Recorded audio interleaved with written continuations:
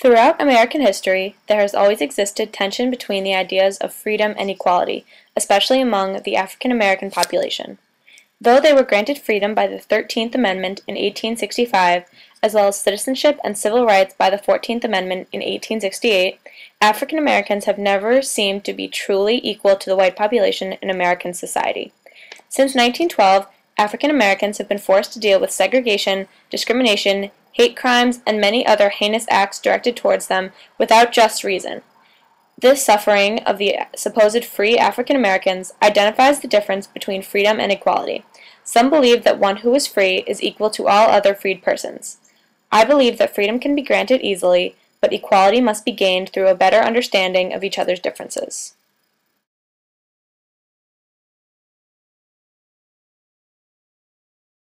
The Ku Klux Klan, founded in 1865, is a far-right organization based on ideas of white supremacy and white nationalism.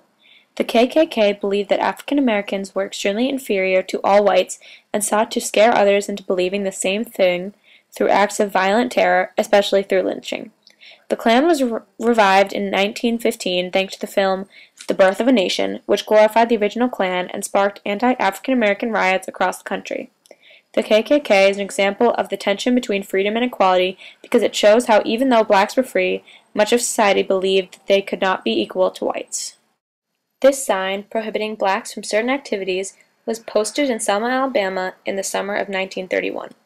An example of a Jim Crow law, this sign demonstrates the separate but equal belief held by many Southern whites even after African Americans were believed to be free. Laws such as this one were posted by local and state governments all throughout the South in an attempt to keep African Americans separate from white society. This separation furthered the tension between freedom and equality by showing that even though blacks were technically free, they were still not equal in society. Langston Hughes was a famous African American political activist, poet, and writer during the 1920s. He spoke out against Jim Crow laws and other aspects of segregation through his writing, and also encouraged the black movement known as the Harlem Renaissance. Hughes's poems, such as the one displayed, identify the tension between being free and actually being equal.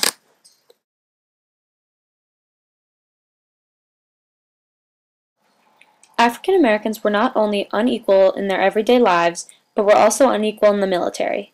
When the United States entered World War II in 1939, many blacks wished to enlist in the military to fight for their country. Unfortunately, they were forced to fight in segregated regiments, though, and blacks were not given as important military missions as whites were. Though African Americans were Years later, societal conditions for African Americans continued to deteriorate. Jim Crow laws continued to affect the lives of blacks in the South, preventing them from not only using public facilities, but also from obtaining jobs, as seen in this picture in Beaumont, Texas in 1943, where it was almost impossible for blacks to obtain jobs in the shipyards. Now, almost 80 years after being freed, African Americans were still segregated and continued to live their lives unequal to the rest of the American population.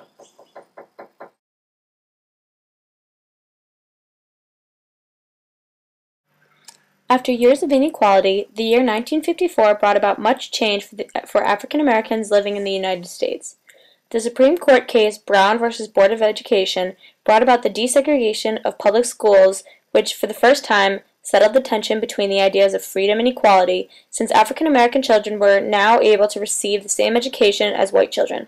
Brown v. Board of Education further mitigated the tension by overturning the doctrine of separate but equal that was established in the Plessy v. Ferguson case earlier. The success of the Brown v. Board of Education case seemed to spark a sense of strength into the hearts of African Americans, and they soon began to protest for their civil rights. One of the most famous examples of protest was the Montgomery bus boycott in 1955 in Montgomery, Alabama, where a large group of African Americans sought to peacefully protest segregation on the public buses. African Americans had the freedom to protest and hoped that this freedom would eventually lead them to equality among society. After the Montgomery bus boycott, the African American civil rights movement had officially begun, and soon a new leader by the name of Martin Luther King Jr. emerged. King preached the ideas of equality for all Americans and all people. He continued to preach the fact that though African Americans were technically free, they did not have the same rights as other freed persons had. His goal was to eliminate segregation and make society equal for all. Martin Luther King's most famous speech was his I Have a Dream speech, delivered on the steps of the Lincoln Memorial in Washington, D.C. on August 28, 1963. In his speech, King identified many of the unequal parts of society that African Americans were forced to live with, such as public segregation and racial profiling. The I Have a Dream speech is a clear identification of the tension felt by free African Americans who were still unequal in society.